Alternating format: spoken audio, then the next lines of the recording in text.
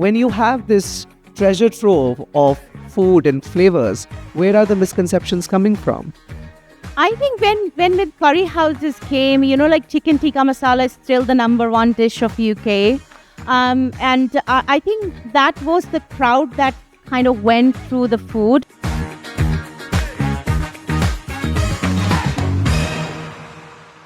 Hello, welcome to Jaipur Bytes, the official podcast of the Jaipur Literature Festival. This is the VFS Global Friend of the Festival Lounge. I'm here with Romy Gill, and we are on this fabulous furniture courtesy of Gulmohar Lane. Today we are going to be talking about various things that Romy has explored in the ever fascinating culinary world. And before we go into the dish that you have for us today, I just want to know, what was the first luring into this world? What were the scents and flavors that drew you in, that made you realize this is what you want to do? So I live in England for the last 32 years. But I grew up, technology, right? Just use it. I grew up I'm born and brought up in West Bengal to a very Punjabi family. My dad worked in a steel plant, which is one of the oldest steel plant in India. Like my dad, a lot of people migrated to work there. So I grew up eating very multicultural food. It was just not Punjabi food at home. I grew up with my friends who were from all over India in school. I speak really good Bengali. I think I'm a better Bengali than a Punjabi. But I think my brain comes when my Bengali side to it, and a fighter when I want to be a Punjabi. And I like food. Both Bengalis and Punjabi love food. So it's a killer combination anyway. My culinary journey started when my mom had cancer long time ago, and she was an amazing cook. I was doing my 10th standard board exams when she was diagnosed with cancer, and when she was going through radiotherapy, she would put a lot of salt and spices in the food. And a mom whose life is all about food, and she couldn't taste it. So I think that point was my point when I said to my dad, I want to be a chef. And he said, you won't survive in this industry. There is very handful women in India who are chefs, which was long time ago. But I anyway did it. I did it. I became a chef, and I love what I do. I love eating. You can see that in me. Food is an emotion. It's a joy, It's when people say Indian food, I think Indian food is not just a term which shouldn't be used, because Indian food is so regional. We speak different languages. We look different. We have, rituals. Food is different. Celebrations. Food is different. When somebody's died, the food is different. And when you go to every state, the household cooks differently. So the authentic term cannot be authentic. We are so... also, chefs like to create, innovate, and do things which are wonderful. So... And each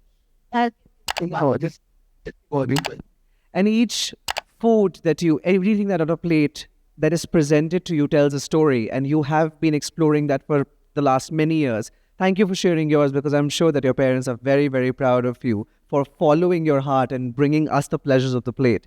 You also talked about somewhere that when you went outside of India and you were not feeling the best, you wanted Indian food. You wanted the comfort of home, the nostalgia on a plate. But as you went to the restaurant, it just wasn't it, was it? That Indian food wasn't exactly how you would imagine it, which made you think that you want to start your own and you want to start a kitchen. So when I moved to UK, I don't get me wrong, there are 5 pints of lager and a curry has its place. But Indian food at that time, which I'm like 34 years ago, was completely different. So Atul Kochhar, I don't know how many of you know Atul Kochhar and Vineet Bhatia, were the 2 chefs who had Michelin star. They were the 2 amazing, wonderful chefs who got the Michelin, which could put Indian food up there, As an Indian food, getting a Michelin is very, very hard. And then there were obviously curry houses. So if the curry houses wouldn't be there, I wouldn't be here, because they introduced the British people, the spiciness, the food of, where we are from. But I think Dishoom was, I don't know if you've been to London, if you know Dishoom. Dishoom completely changed the regional food. People started to know that Indian food is regional. It's not just Indian food. We have very much different palates. So they played a very huge part, but we have fantastic restaurants in London, outside London, which do Indian food. Like when I had my restaurant, as a chef, you have to be creative. You can't just serve. Obviously, I serve 10 kilos of butter chicken every day, dal makhani every day. But there was things like I would serve octopus on a tamarind, cooked in tamarind, or crab pate, things like that. So I think I learned a lot from different chefs. Chef Gill, I don't know if you know Manjeet Gill, who is the iconic chef of ITC. And if you've eaten dal makhani and butter chicken, he's kindly taught me as well. He's my mentor, and in my new book, he gave me those recipes, and it's amazing. I think loads of people have played a huge part in paving a path. Even Madhu Jaffrey, when she wrote a book, she paved a path for women like me to be on television. So her first book is the best book. It's always used. It's like, and she's fantastic. She is iconic. Many, many things we can, legend, beautiful as well. But I think she paved such a wonderful path to women like me to be on television, because women of color, women of certain age, it's difficult to be on a face of BBC or any kind of channels in UK. But I think if she didn't pave a path, it would have been more difficult for us.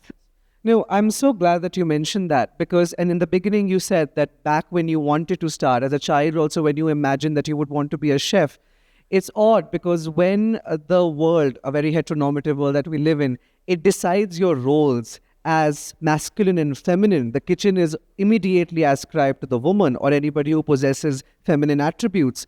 Whereas in the world, yet again, you see these places occupied mostly by men, which is changing over the course of the last few years. But also, you talked about presenting, which takes a lot of courage. This is something we have heard here at the festival quite often. Madhu Jaffrey also spoke about that. So did Mary Beard, the classicist, and she said that being on TV, being an old woman, was not taken well. But you have still been doing it, and you're also paving the path for a generation after you. But still, talk about that, because there is one thing about making your food, but there is another about telling food stories. How's that been? So I think Atul played a huge part in my career for television. He put me on BBC. I did my first Celebrity Master Chef. And from then, things changed. And then I don't know, many of you know Rene, who had restaurants closed now, Noma in Copenhagen.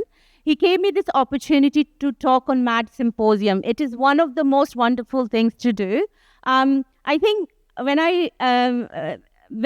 BBC saw somehow that on YouTube my interview, and they said, we want this woman on our show. I think sometimes when you are not scared of saying, I don't know this, and I want to learn, I think learning as a chef, I'm still learning.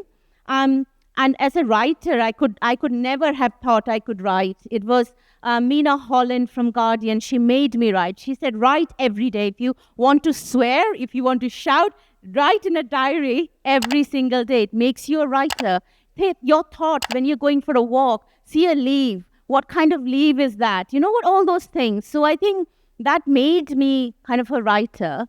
But I was really lucky with New York Times. I write for them as a travel and food writer. That again opened doors for me in a different way, because as a travel writer, I don't know if people have read Anthony Bourdain's Kitchen, Confidential. He says, travel gives you knowledge. Even if you're living in your country, you can't afford to go anywhere. Live in the shoes of the people and become like them. Because India, we have so much wonderful ancient heritage, food, culture, name it, and traditions. When I wrote my last book on the Himalayan Trail, I went about 4 times to Kashmir and Ladakh to understand the food, where it's coming from. And I stayed with bakarwals, I stayed with the side of the Muslim cuisine, wazwas, and then I stayed with the Kashmiri Pandits.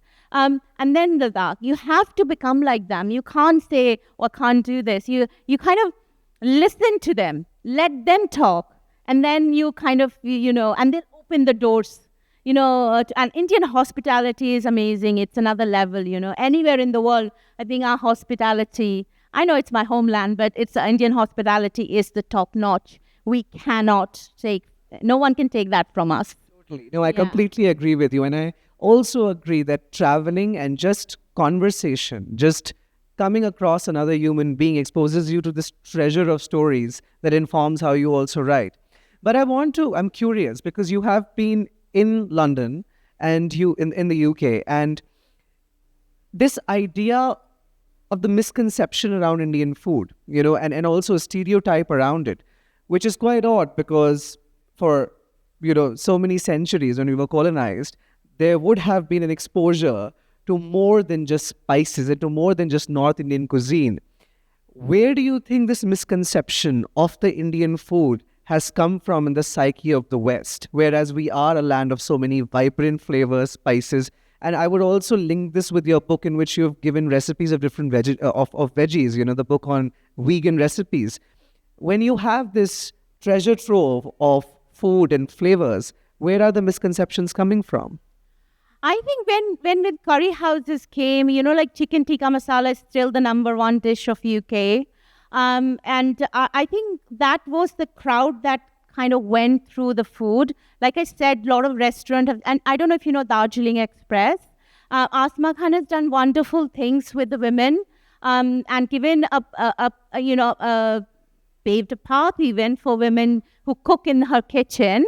And it's home cooked food and done really right. Then there's another chef called Avinash. He worked in a Michelin star restaurant for more than 10 years. Ruth Rogers, she's a wonderful, wonderful restaurant called River Cafe. And then he left River Cafe and opened a restaurant called Pali Hill Bandrafai in Prithzovia. And his restaurant is the most amazing food. I say all the time, he's an underrated chef and he's doing a food from Karnataka. So I think when we are doing all this food, like, Asma is doing different food. Then there is Nepalese food, then Sri Lankan food, hoppers. We have so much variety is coming. Years ago, it was very, very different. Times have changed now. I think also, whether we like social media or not, social media has also, with the youngsters, they are traveling more, and also older generation, obviously. As I said, travel brings you knowledge, and knowledge brings you whatever in different countries the food, the culture is. Tell us a bit more about your India, Romy Gill's India. What was going on in your mind when you were shortlisting these recipes that you wanted to tell? It was a mix of nostalgia, it was a mix of home food, it was also this traveling. But tell us about your curation process of that book. So my mum passed away sadly in 2019. So people know me in England. I thought I want to write a book that is very personal book. So where Romy comes from, where Romy is born and brought up. So I wanted to have that kind of a book. I don't know if you've seen it. It's pink, very Punjabi, reddish pink, and then very yellow, mustardy, very Bengali type. So it's a combination of two different cultures. But I talk about Maggi because Maggi in 1980s, whether you like it or not, it came to us, we were like, what is this? Then cricket, I was a very good cricketer. I was an all-rounder. I did Celebrity Mastermind. I don't know if anybody watches. And my subject was Kapil Dev. So I did that recently. It came out. So, we didn't have social media. Cricket or badminton, maybe hockey was, people used to play, and we played with my brother. I actually was better than my brother's friends, and they would make me feel. So there are a lot of stories which I tell stories about long train journeys. I say, it's something that we would take and go to my maternal and my BG and Bebe, like both sides of the family, meet our cousins. And I don't know if you know Lodi, and we won't go to Punjab and follow all my cousins and sing those songs with them, or if it's Baisakhi. So I think that I wanted to share that how kitchens can be so different, but also have some recipes from my childhood friend who lives in New York, who traveled with me with that book.